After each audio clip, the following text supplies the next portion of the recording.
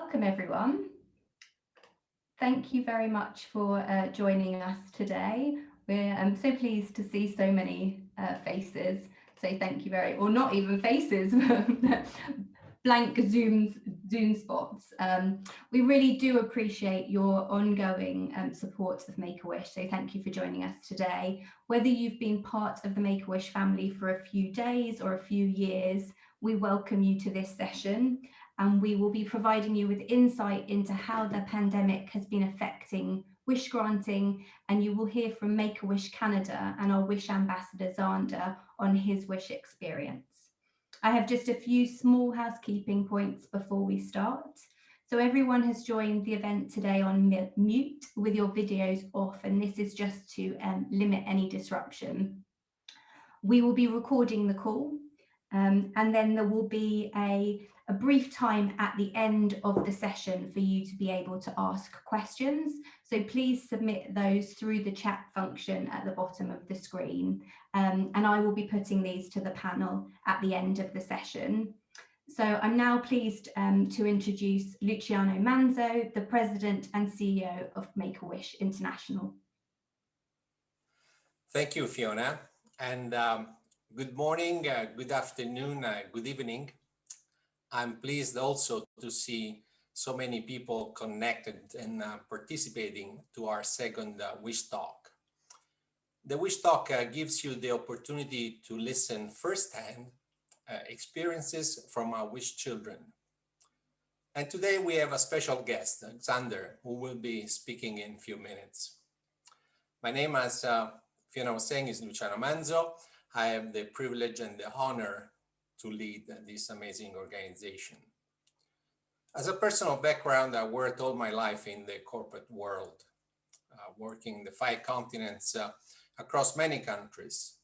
But it was when I came across Make-A-Wish that I decided to move from profit to relevance and humbly devote my modest experience in favor of the most compelling, fascinating, and engaging cause that one could serve. Tomorrow is World Wish Day. Every year, Make-A-Wish celebrate World Wish Day on April 29th, so tomorrow. It's the anniversary of the wish that inspired the founding of Make-A-Wish in 1980. It was in 1980 when Chris Gracious, a 5-year-old boy who wanted to be a cop, created the spark that initiated the incredible fire that is today Make-A-Wish. This World Wish Day, we have focused on launching a bold campaign titled Don't Wait for Hope, Create It. And this year, I think we all had a taste, all had something to experience of what it feels like to wait for hope. We all been hoping to get out of the pandemic emergency. But you could imagine what it means for our children. Hope is essential for children with critical illnesses. And isn't something that just happens. It's something that we can create. The moment there is something to look forward to, everything begins to change. Hope is essential for our children. I want to quote a wish mom of a young boy who sent a message some weeks ago. She said, and I'm quoting her, "Today was going to be a dark day. But when he realized that his wish was going to be granted, the dark day turned into a bright day." This is what hope does. It makes a dark day into a bright day. As a supporter of Make-A-Wish, thank you all you have done for creating hope for our wish kids this year. 2020 has been a challenging year for everybody, for any organization, profit, non-profit, regardless of the sector, regardless of the countries. And for Make-A-Wish and our Wish family, 2020 has been even more difficult. They've been hit hard. COVID-19 has impacted severely every aspect of our lives and created much uncertainty. It has been, without any doubt, the most challenging year in our history. However, we recognize how resilient and innovative we have become. As an organization, we had to reimagine certain type of wishes to protect the families we serve, who are some of the most vulnerable among us. We found new way to grant wishes safely because we understand the timing of child wish is an essential part of the wish itself. Wish granting procedures had to be changed from a physical visit and wish granting days to virtual visits and where possible, virtual wishes. Our affiliates have been incredibly creative in finding new ways of delivering wishes. And I always like to mention the child in Chile who received his wish by drone. So very innovative. And training had to be put in place for staff and volunteers for the new procedures. Wish anticipation, an important part of the wish journey, was even more important during this time as we stay close to the wish children. But despite temporarily postponing wish experiencing involving airline travel and large gatherings, we are proud to have been able to grant more than 8,600 wishes for children through imaginative, safe, and innovative ways, as I was saying just a minute ago. This included shopping sprees, room decoration, outdoor playhouses, wishes for new pets, and virtual meetings with celebrities. Our wish families have told us that these life-changing wishes have filled their homes with heartfelt memories and healing in a year full of hardship. Wishes continue to have the power to help a child replace fear with confidence, sadness with joy, and anxiety with hope. However, we also been required to postpone thousands of wishes, and these are on hold now. So in the coming months, are we coming out of the pandemic emergency? We need to be prepared to grant wishes at an unprecedented rate, and we need to be sure that we receive your ongoing support to make this happen. I'm confident I can count on the help and support of many of you.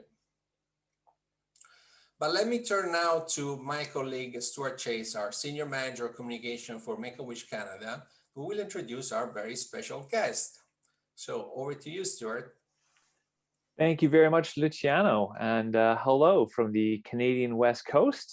As Luciano mentioned, my name is Stuart Chase, and I have the absolute privilege to be the Senior Manager of Communications for Make-A-Wish Canada. Here in Canada, we're living through this pandemic experience along with the rest of the world, along with all of you on this call. Depending on where we are in Canada, some are experiencing a more restrictive experience than others.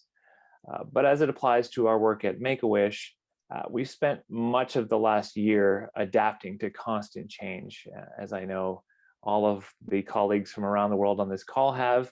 And regardless of what area of business you're on from this call, you too have experienced unprecedented rates of change in your last year.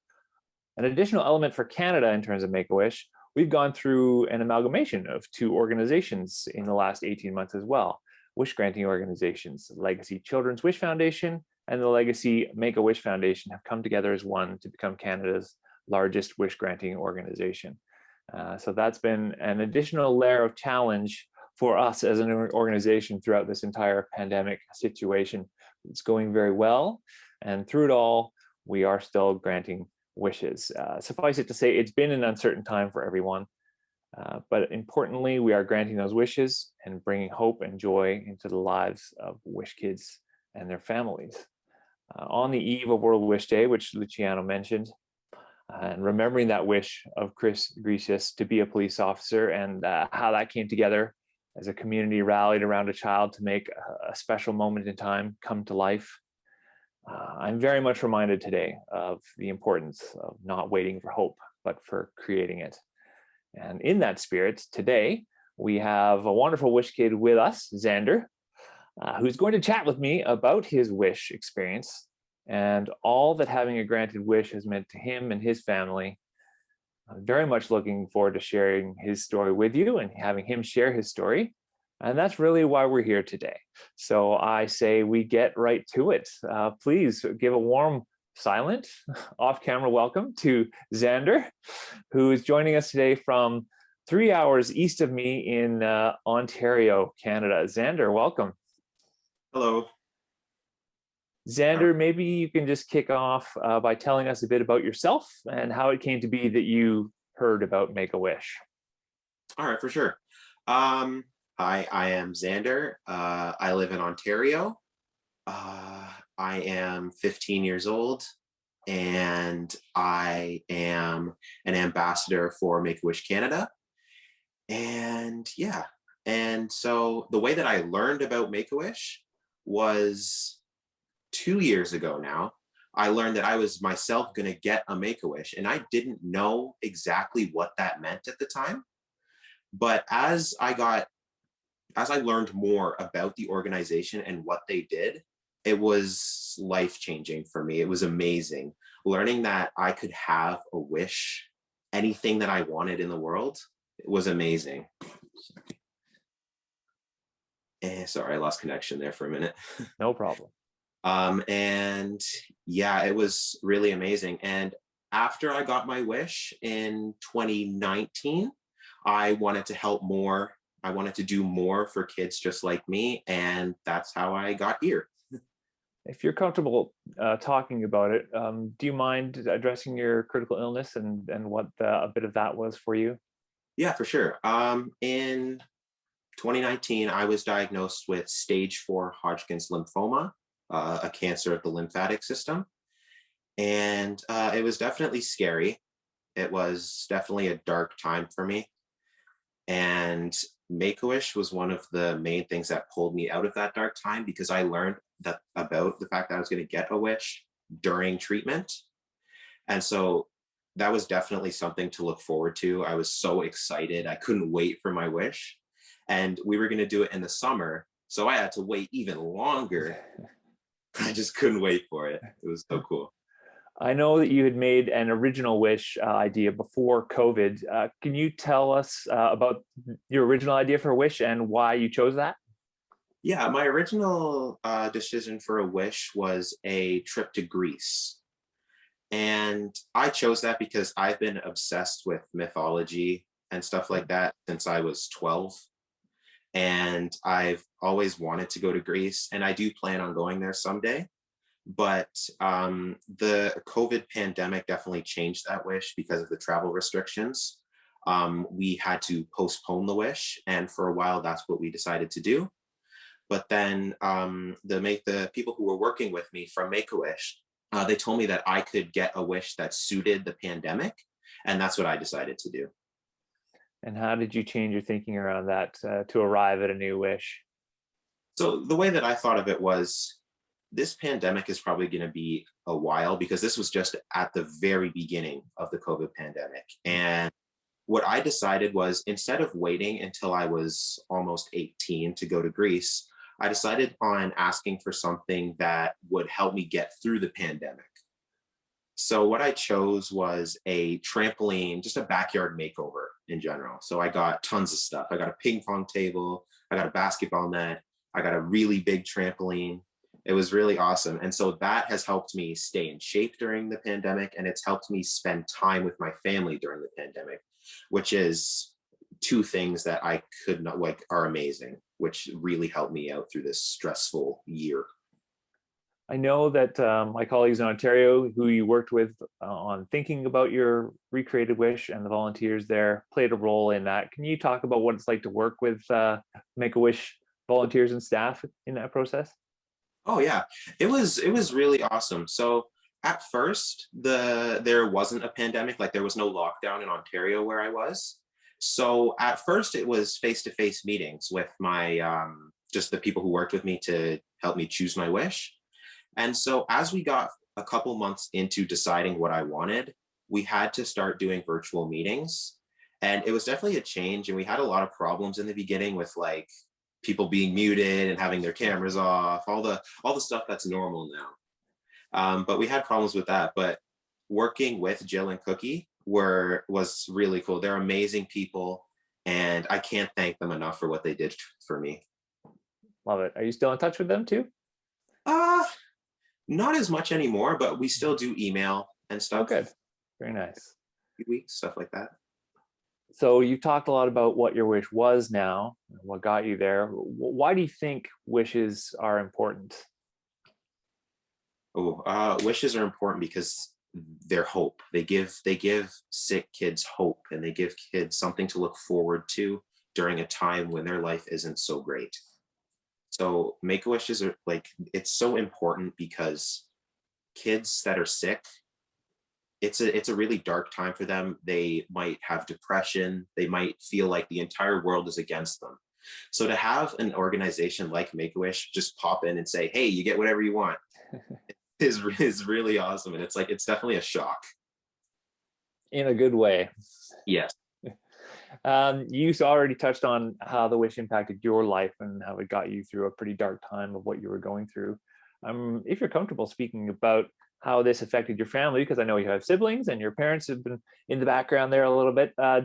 Do you know what it was like for them to go through this experience with you, both through the critical illness and seeing you get a wish granted? Yeah, so it's me, my illness has definitely affected my family almost as much as it affected me. When we were going through treatment, my family was with me the entire time. They were by my side, my brothers as well. A little story from my chemotherapy.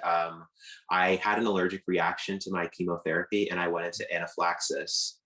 And my entire family was there, and my poor little brother passed out from shock when we were there. So even thinking about that when I was choosing my wish, I definitely decided on something that would be good for all of us. So my entire family has been on my trampoline and played basketball with us.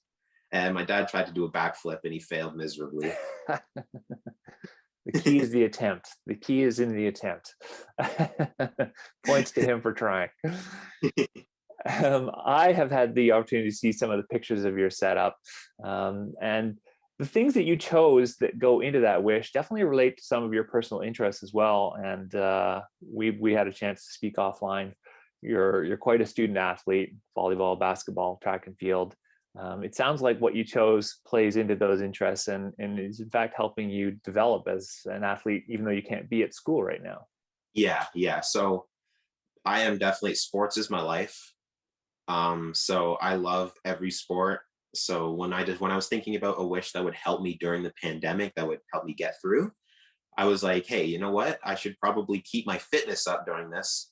So I decided on the trampoline, which would definitely keep me fit, because it's a lot more tiring than it looks when you're out there for hours. And basketball, the basketball net would help me practice basketball for hopefully next year's season, if there is one.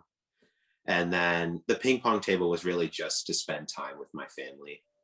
Awesome. It was, the entire wish itself was just focused around sports and stuff like that, because my entire family we're all athletes. We all love sports. I'm glad you're able to get back to it. As Luciano mentioned, there were 8,600 some odd wishes, I believe is the figure, correct, Luciano? Granted during this period. You were but one of those, and it's amazing to hear about your particular experience. There are, as also mentioned, thousands of wishes waiting to be granted. Many of them are on hold right now because of COVID restrictions. What advice can you give to these kids and their families as they wait for their wish? A little bit of advice I could give to them is look forward to it. Don't rush it. Enjoy the process of making the wish, because that is almost as magical as actually getting it granted. So even with the pandemic restrictions, like Make-A-Wish has been doing so much stuff for people that need them, and people that choose to postpone them instead of choosing a different wish, it is obviously something that they really, really want and really, really look forward to. So I would just say, look forward to the process as well. Look forward to meeting with your ambassadors from Make-A-Wish, meeting with everyone that's helping you do the wish. It's the process is almost as great as the end result. That's fine. I feel like those are wise words, really taking in the journey, the entire journey. Good perspective. Thank you for that. I'm sure that's encouraging to a lot of people to hear. Yeah. Last question for you. Like, you're 15, you're in high school. What are your plans for the future?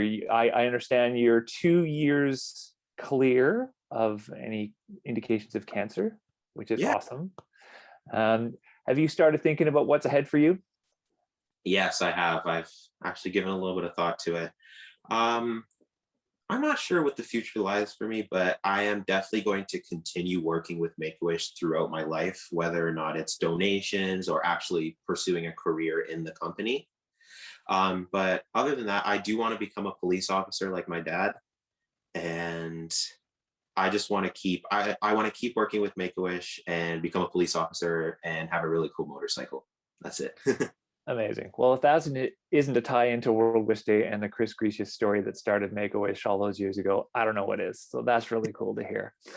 Xander, heartfelt thanks on behalf of myself, all of my Canadian colleagues, all of my international colleagues who are on this call right now, all the partners, all the donors who are listening to your story. Really inspiring, really encouraging, and we're so glad that you were able to take time out of your virtual gym class, as it turns out today, to be able to share your story with us. So much appreciated, and thank you so much. No, thank you. It's been amazing working with you guys. Thank you so much, Stuart and Xander. You are an incredible ambassador for Make-A-Wish. So thank you so much for taking your time today to share your story. Really inspirational for all of us. As promised, there is some time for a question. And as you're still unmuted, Xander, I wanted to ask you, I guess, what do you enjoy most about being an ambassador for Make-A-Wish Canada? What I enjoy most about like being a Make-A-Wish ambassador is working with people from around the world, people from other places other than Ontario, and helping kids from around the world as well. I want to be a positive influence for kids. I want to show them that they're not alone, that their illnesses have happened to so many people worldwide, and there's a place they can look to get comfort and reassurance. Yeah, that's the best thing about being a Make-A-Wish ambassador. That's wonderful.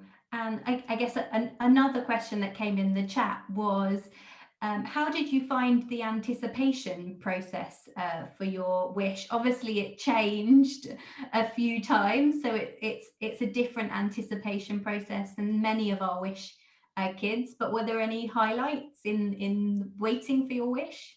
Yeah, there was actually. So when I decided on going to Greece, the process was going to be long. So it was going to be at least 2 summers before I could actually go. So when the COVID-19 pandemic hit and I decided on getting the backyard makeover, I was expecting another 2 summers before I could actually have the wish granted. And I was still looking forward to it. But then one day we got an email saying that the trampoline was on its way. It was being delivered to my house. And I was like, what the heck?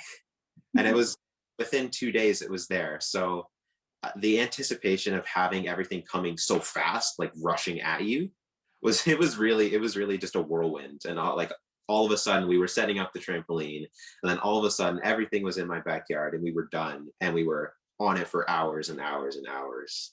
So that was really amazing about it. You went from a long wait to almost instant gratification.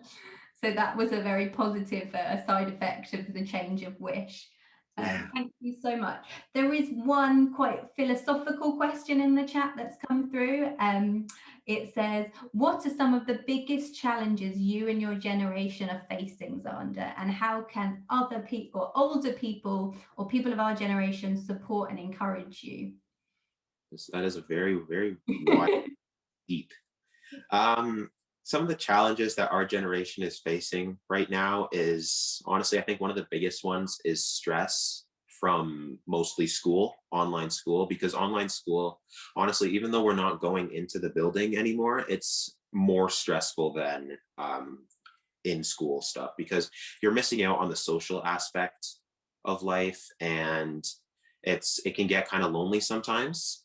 So advice that I would give to the older generation is, if you do have kids, try to spend a lot of time with them. Even if it seems they don't want to, trust me, they want to, they enjoy it.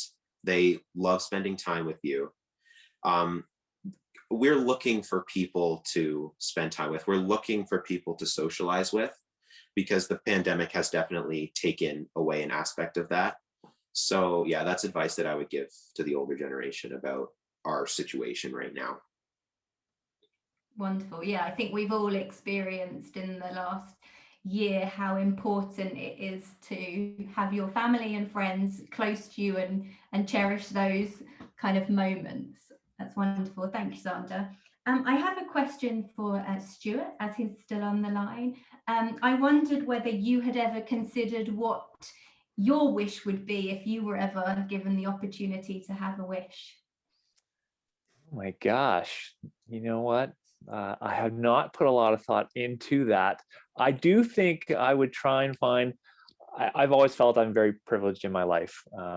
I would find something that allows me to wish it forward to other people. So whether that would be to donate time to a community organization where others can benefit for that, or a contribution of a piece of public infrastructure that people can benefit from, a playground, those types of things. I think that's probably where my wish would end up going. Yeah. Well, you're a very kind person, always wanting to play it forward. So that's wonderful to hear.